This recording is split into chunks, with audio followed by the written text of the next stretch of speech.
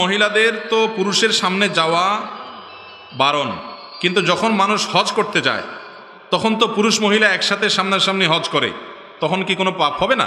হজ এবং উমরায় নারী এবং পুরুষ সবাই একই সঙ্গে যাওয়া আসা করতে হয়, আলাদা করে রাস্তা, আলাদা করে সব কিছু পৃথক করার সুযোগ নাই। সেখানে নারীরা তাদের মুখ সচরাচর নেকাব দিয়ে যেরকম ঢাকে, সেলাই করা ওড়না দিয়ে সেটা করবে না এরমরত অবস্থায়। কিন্তু যেহেতু প্রচুর পরিমাণে মানুষ এখন উমরা এবং হজে অংশগ্রহণ করে, অতএব ওড়না টেনে দিবে যাতে করে পরপুরুষ তার সৌন্দর্য দেখতে না পারে। এক কথায় তিনি পর্দার বিধান মেনেই কি করতে হবে? হজ এবং উমরা করতে হবে। আমাদের আয়েশা রাদিয়াল্লাহু তাআলা আনহা যখন হজ করেছেন, তিনি তার সম্পর্কে বলেছেন যে পুরুষ যখন কেউ আমার দৃষ্টির এরিয়াতে পড়ে আসে, সাথে সাথে আমি আমার সৌন্দর্যকে ঢেকে নেই, পর্দা করে ফেলি। তার মানে হলো যে কোনো জায়গায় পুরুষ নাই, পরপুরুষ নাই, তাহলে সেখানে একজন নারী ইহরামরত অবস্থাতে তিনি তার মুখমণ্ডল এগুলো খোলা রাখতে পারেন, কিন্তু যখন কোনো পরপুরুষ চলে আসবে তখন ঢেকে ফেলতে হবে।